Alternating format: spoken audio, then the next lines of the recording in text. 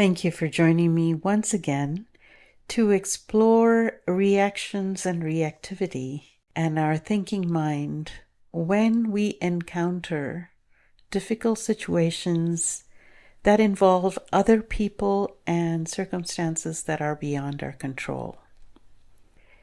So there are two different thought processes that happen. One is, of course, the constant chatter and story in the mind about ourselves and self-improvement and what we can do better, what we should do better, and so on. But then there is also the living in this world and interacting with people. And people often say unwise things, do unwise things, to us, it seems like, which affect us very deeply. And sometimes we get caught in infinite loops of thinking around what other people have said and done to us. So how do we protect ourselves against some of these traumas and triggers that come from external sources towards us? I do want to invite you to be very gentle in this process, and at any time, if the remembrance of a trauma or trigger is too much, just pause, take a deep breath, perhaps put your hand on your heart and belly and support yourself through this. It's not always easy. There are no quick fixes to this. Often these traumas and triggers have taken a lifetime to form in our lives. Thinking processes have taken a lifetime to form. And so undoing them can take a little more practice and time. But I do want to invite you to start this journey of kindness, of healing, and protection. In previous episodes, we have talked about how it is so important to not take things personally. One of my teachers told me it is important to make your mind and heart like the water and air instead of a very solid wall, so that if people throw anything at you, it doesn't stick. Meaning that when we are growing up in life, we often have to harden our hearts, our minds, and we create a wall. We create a protection wall.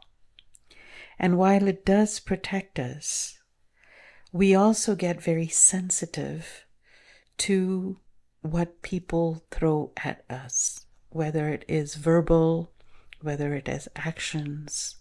Whatever comes to us tends to get very stuck to that wall, which is because we have a very strong identification with it. We create this story of me, and when anything comes to stick on it, it feels very personal. Over time, when you practice mindfulness, when you start to see these are just stories that you've made up. It's like watching a drama on TV. You are just a witness. You don't have to be the actor, director, producer, and the critic of this whole thing. You just can be watching without getting personal, without making a strong story. And then what happens is people can just continue to do whatever they would like, but it doesn't stick. It's like throwing paint or the holy colors at the sky. The sky doesn't get affected at all. Perhaps even the color comes back at the person who is throwing it. But the sky is not affected. In the same way, You can protect yourself by not getting attached, not taking things personally, so that you don't get hurt. Mindfulness and taking just a few minutes every day to sit with yourself with understanding instead of judgment, with kindness, with care, will allow you to start to understand your own courage, your own strength. It will allow you to create a little more resilience, which is this ability to bounce back without taking things personally. How you do this is simple. You just start with a few minutes a day of having a cup of tea and starting to just see what is helpful, what is not helpful. And as we do this, we also start to understand that other people have their own journeys. They are a product of their conditioning, their perceptions. And we cannot have any control over them and their actions, just like we cannot have any control over clouds and the weather. We can only wear a raincoat. We can only decide to wear some sunscreen. That is the only thing we can do. We can protect ourselves. We cannot control what other people say and do. So if we can meet this with understanding instead of judgment, both towards other people as well as towards ourselves, we will end up in a better place where we are more responsive with wisdom and compassion rather than reactive with fight and flight every single time. And as we start to lean towards wisdom, you may start to realize you don't have to engage every single time. Sometimes it is best to just withdraw from interactions with people. Give it space, give it time. Give it a little bit of silence instead of an instant reaction. With time, breathing with it, sometimes wisdom can come up. Sometimes you'll realize it's not worth adding more fuel to the fire, and the fire burns out without fuel. Just let it be. Just let it be.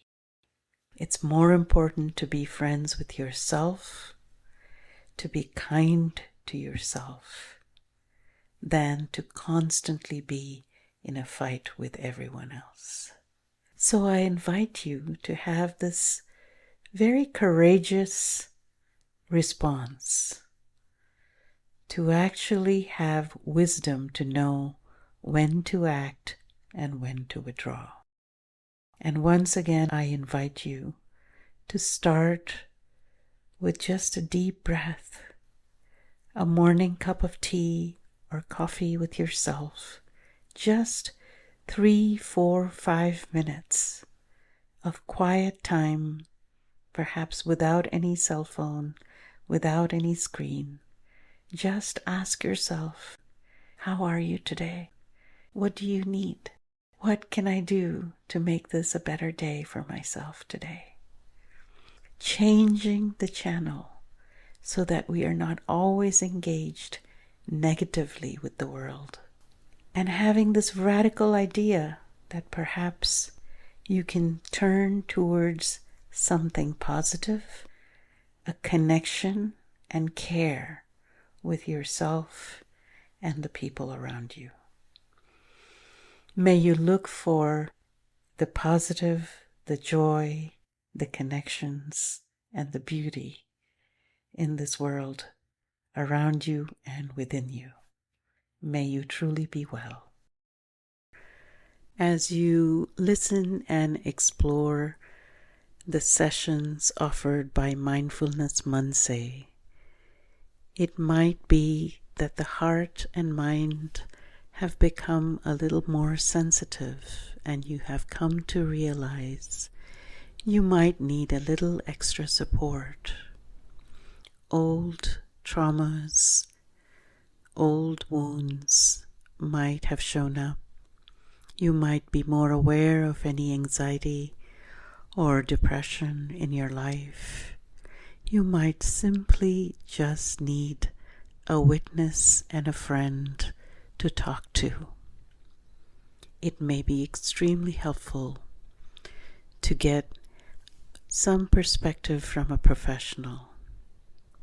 Please feel free to speak to one of our counselors at Mann Talks Helpline and just get the gift of a little care and a little help.